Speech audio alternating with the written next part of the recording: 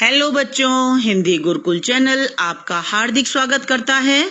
इस वीडियो में प्रस्तुत है कक्षा 11वीं हिंदी इलेक्टिव कोर्स अंतरा भाग 1 में संकलित पद्माकर जी के कवित्त।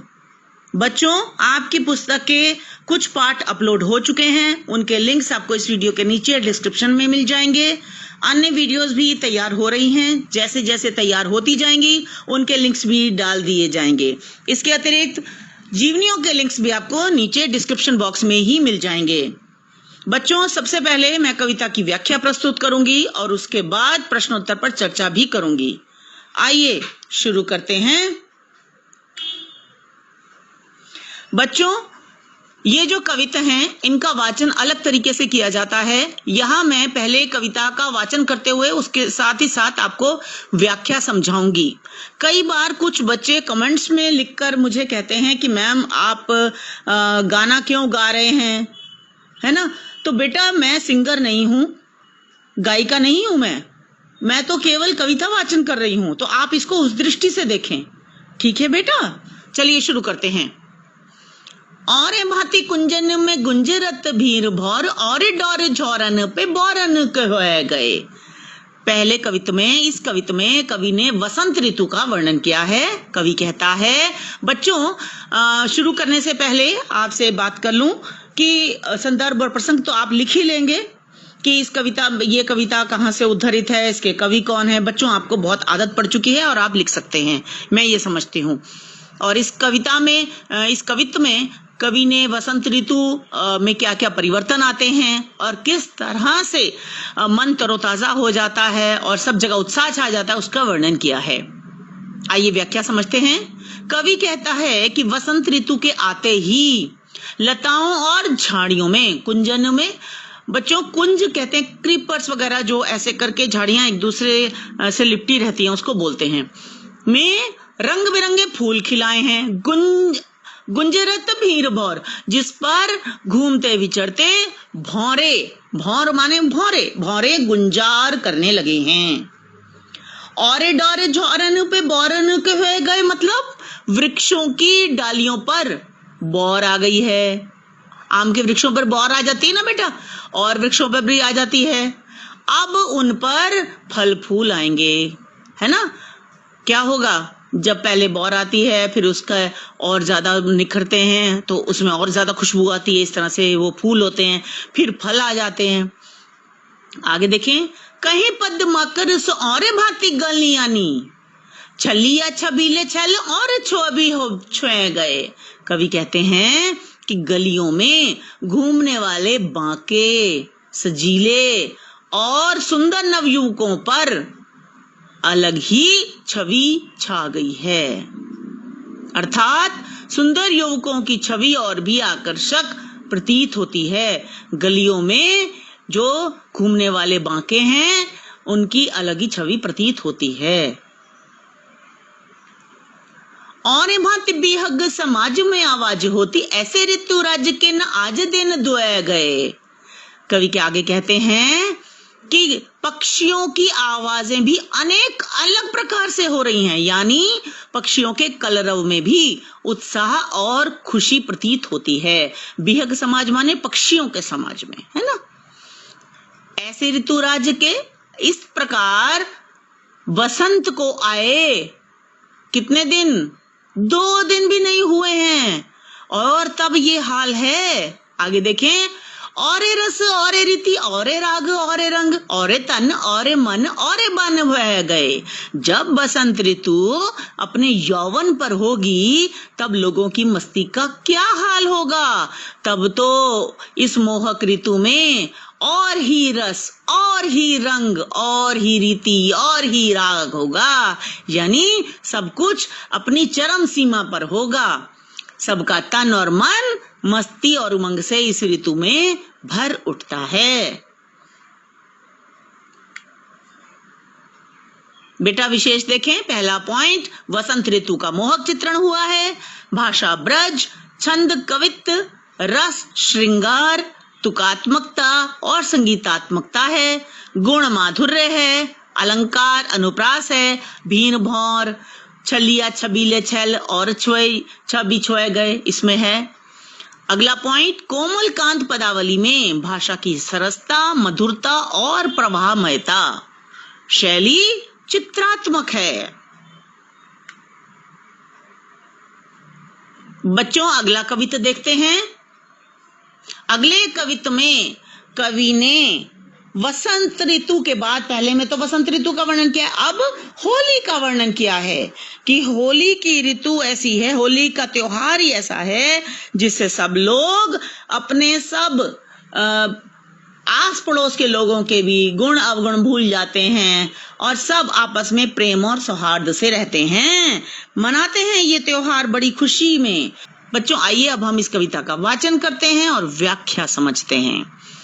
गोकुल के कुल के गली के गोप गाउन के, जो लगी कुछ को कछु भाखत बने नहीं। कवि कहते हैं कि गोकुल के सभी कुल परिवार, कुल के, कुल माने सभी कुल परिवार, गली के गोप, गली के ग्वाले, है ना, ग्वालों और गली गली में किसका, गाउन के गा रहे हैं, क्या उल्लास छाया हुआ है और गा रहे हैं वे। उल्लास किसका छाया हुआ है, होली का उल्लास छाया हुआ है कि भाखत बने नहीं, कुछ कहते नहीं बनता, इसका वर्णन नहीं किया जा सकता, यानी वर्णन से भी परे की बात है ये। कहे पद्मा कर परोस पिछवारन के द्वारन के दौरी, गुण औगन गने नहीं, हर ओर होली की मस्ती छाई है। कहे पद्माकर कवि कहते हैं कि लोग अपने पड़ोस, पिछवाड़े के लोग, अड़ोस पड़ोस के लोग और द्वार द्वार तक दौड़ लगाते हुए होली खेल रहे हैं। दौरी माने दौड़कर, गुण अगन गने नहीं, कोई किसी का गुण अवगुण नहीं ध्यान करता है। तौलो चलित चतुर सहेली याही को कहूं, नीके के निचोरता ही करत मने नहीं। ऐसे में चतुर सखी के बारे में क्या कहूं, अभी वह रंग में भीगे अपने वस्त्रों को निचोड़ भी नहीं पाई थी कि क्या हुआ कि उसे पुनः सखी ने रंग डालकर भिगो दिया और ज्यादा भिगो दिया। हाँ तो श्याम रंग में चुराई चित चोरा चोरी, बोरत तो बोरियों पे निचोरत बने नहीं। इस सखी को कोई रोक नहीं रहा है, इस पर वह कहती है कि मैं तो चोरी चोरी तन मन से श्री कृष्ण के रंग में रंगी जा चुकी हूँ, अब उससे मुक्त नहीं होना चाहती, इसलिए अपने रंग में भीगे कपड़े नहीं निचोड़ना चाहती। यानी कहने का तात्पर्य क्या है बच्चों, जब होली में रंग खेलते हैं तो विभिन्न प्रकार के रंग लगाए जाते हैं, लगाते हैं, है ना, तो क्या हो जाता है, रंग पूरा शरीर कैसे रंग जाता है, श्याम रंग के समान, काले रंग के समान।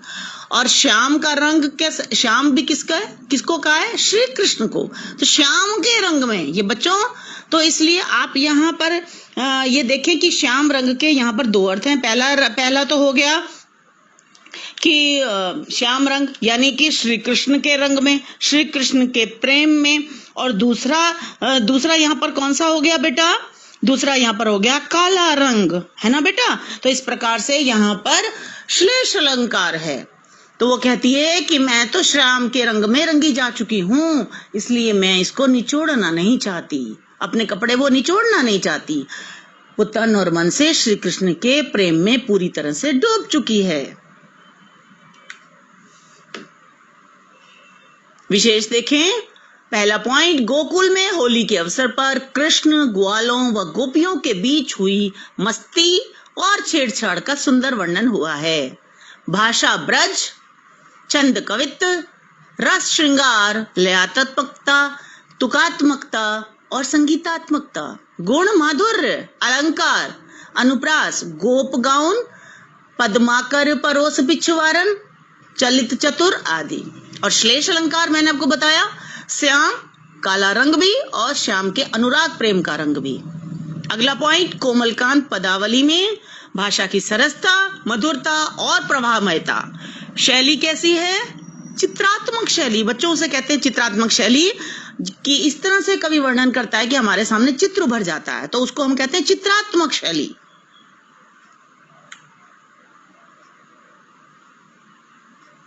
बच्चों यहाँ पर हम अब अगला कविता देखेंगे।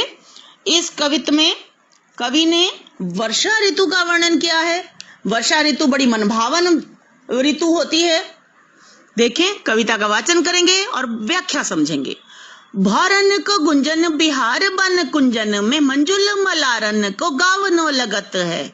कवि कहते हैं, कवि के अनुसार सावन में वन और झाड़ियों लताओं के बीच घूमते हुए भौरों का गुंजार करना, भौरन को गुंजन भौरों का गुंजार करना राग मल्हार में गीत गाने जैसा लग रहा है।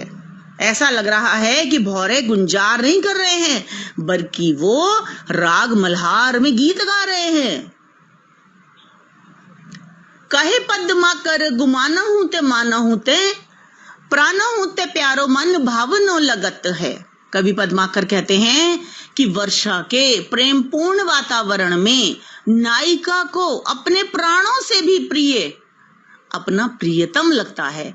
प्राणहु ते प्यारो, प्राणों से भी प्यारा, मन भावन लगता है। कौन? अपना प्यार, अपना प्रियतम, अपना प्रिय। चाहे वह रूठा हुआ हो, ये ऊपर वाली लाइन में आएगा बच्चों। चाहे वो गुमान किया बैठा हो, यानी रूठा हुआ बैठा हो, गुमान करके, अभिमान करके बैठा हो, चाहे वो मान करके बैठा हो, कैसा भी बैठा हो, लेकिन वो मानहु ते माने मान किया बैठा हो, तब भी वो प्राणों से प्यारा लगता है। आगे देखें। मोरन कसोर घन घोरन चहु ओरन हिंडोरन को बृंद छवि छावनो लगत है। चारों ओर मोरों की आवाज, मोरों की केका, मोरों की आवाज को केका बोलते हैं, का शोर ही सुनाई पड़ता है। हर तरफ मोरों की आवाज ही घनघोर रूप से छाई हुई पता चलती है, वो सुनाई पड़ती है। हिंडोरन को बृंद छवि छावनो लगत है। पेड़ों की डालियों पर हिंडोले पड़ गए हैं। हिंडोले माने झूले, उनकी छवि देखते ही बनती है। नेह सर सावन में मेह बर सावन में झूली बो सुहावनो लगत है। इस ऋतु में बादलों को बरसते देखकर मन में प्रेम उत्पन्न होता है। जब बादल बरसते हैं तो मन में प्रेम उत्पन्न होता है। ऐसे प्रेम पूर्ण वातावरण में सावन में झूली बो सुहावनो लगत, ऐसे प्रेम पूर्ण सावन में झूला झूलना बड़ा मन भावन लगता है। विशेष देखें। पहला पॉइंट, कवि ने वर्षा ऋतु में स्नेह बरसने की अनोखी बात कही है। भाषा ब्रज, छंद कवित्व, रस श्रृंगार, तुकात्मकता व संगीतात्मकता, गुण माधुर्य, अलंकार अनुप्रास, बिहार बन, मंजुल मलारन, छवि छावनो आदि। कोमलकांत पदावली में भाषा की सरसता, मधुरता और प्रवाहमयता, शैली चित्रात्मक है। बच्चों, ये तो थी कवित्व की व्याख्या। आइए अब प्रश्न उत्तर देख लेते हैं। पहला प्रश्न, पहले पद में कवि ने किस ऋतु का वर्णन किया है? पहले पद में कवि ने ऋतुओं के राजा वसंत ऋतु का वर्णन किया है। इसे ऋतुराज कहा गया है। इस ऋतु में प्रकृति का सौंदर्य, पक्षियों की आवाजें और सभी मनुष्य तरोताजा महसूस करते हैं। सभी में उत्साह और उमंग नजर आती है। इसी का कवि ने मनमोहक चित्रण किया है। अगला प्रश्न, इस ऋतु में प्रकृति में क्या परिवर्तन होते हैं? इस ऋतु में प्रकृति में निम्नलिखित परिवर्तन होते हैं। इस ऋतु में बाग बगीचों में भौरों की गुंजार सुनाई पड़ती है। तरह तरह के फूल खिले रहते हैं जिनसे खुशबू महकती रहती है।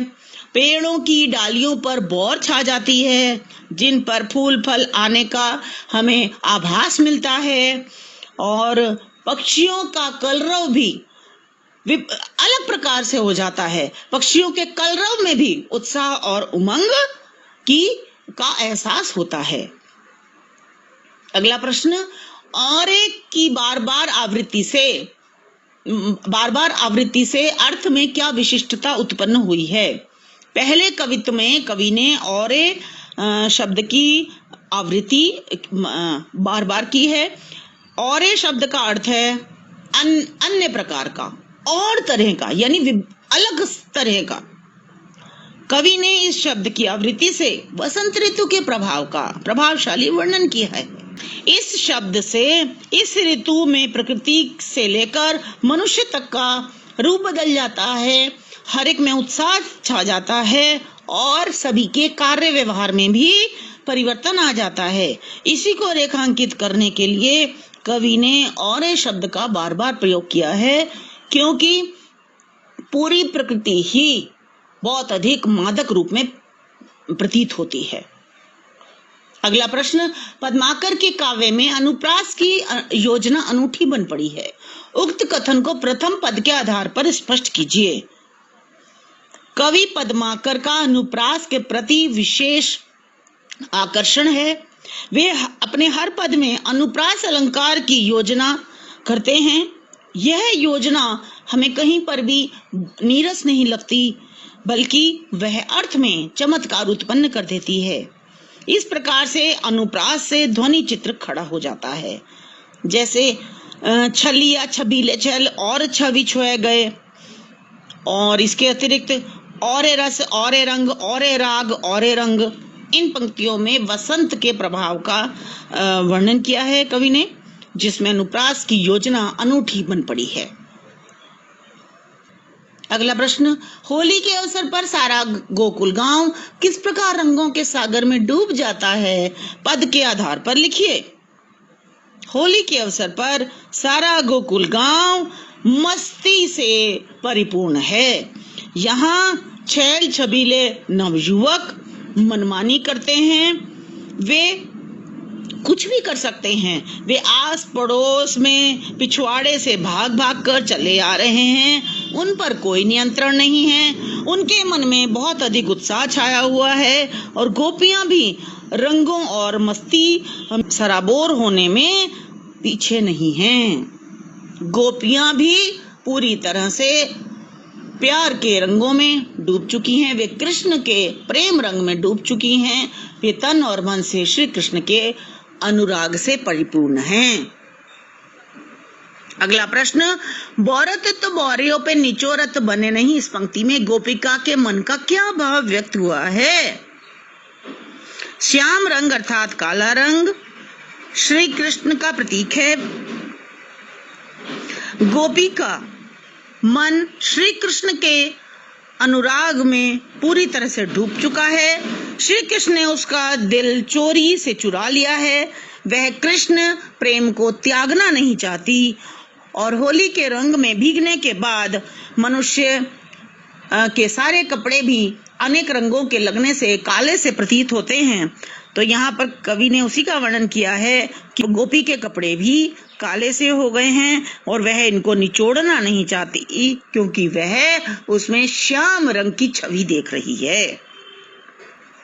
अगला प्रश्न, पद्माकर ने किस तरह भाषा शिल्प से भाव सौंदर्य को और अधिक बढ़ाया है? उदाहरण लिखिए।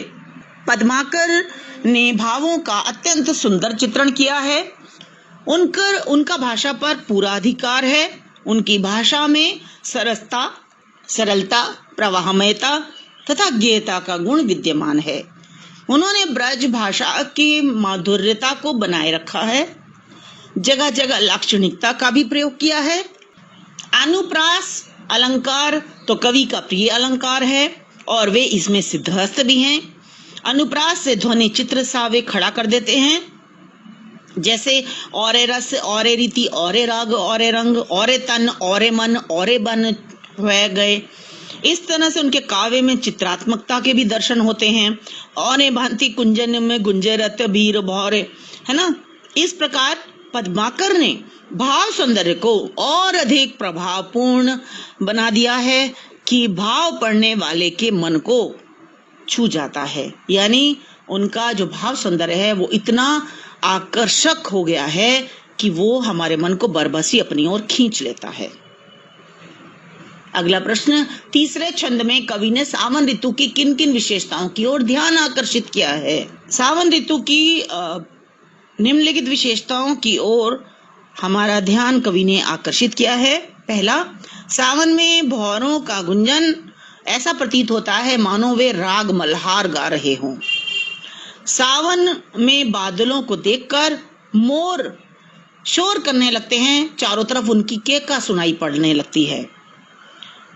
अगला पॉइंट, इस ऋतु में पेड़ों की डालियों पर झूले डलने शुरू हो जाते हैं और नवयुवतियां नवयुवक झूला झूलने लगते हैं। और अगला पॉइंट, बादल वर्षा के रूप में प्रेम बरसाते हैं।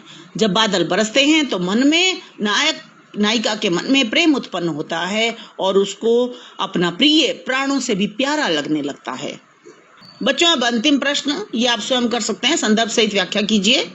और ए भांति कुंजन से लेकर छवि छुए गए, और ख खंड है तौलो चलित और बने नहीं तक, और तीसरा है कहें पद्माकर से लगत है तक। बच्चों, क्योंकि मैंने आपको सारे कवित्व का अच्छी तरह से व्याख्या समझा दी है तो ये 3 आप स्वयं लिख सकते हैं। मुझे पूरी उम्मीद है आप लिख लेंगे। बच्चों, मुझे आशा है कि आपको कविता की व्याख्या और प्रश्नोत्तर समझ में आ गए होंगे। इस वीडियो को लाइक करें, दोस्तों के साथ शेयर करें, और बेटा अगर आपने अभी तक ये चैनल सब्सक्राइब नहीं किया है तो तुरंत इसे सब्सक्राइब करें और बेल आइकन को क्लिक करें ताकि अब जब भी हम लोग वीडियो डालें तो आप तक उसकी नोटिफिकेशन तुरंत पहुंच जाए। बेटा, आपकी पुस्तक के अन्य पाठ और लेखकों तथा कवियों की जीवनियों के लिए इस वीडियो के नीचे डिस्क्रिप्शन देखना न भूलें, और मुझे कमेंट्स लिखकर जरूर बताएं कि आपको वीडियो कैसी लगी। आपके कमेंट्स मुझे प्रोत्साहन देते हैं और भी अच्छा काम करने के लिए। तो बच्चों, मिलते हैं अगली वीडियो में। धन्यवाद प्यारे बच्चों।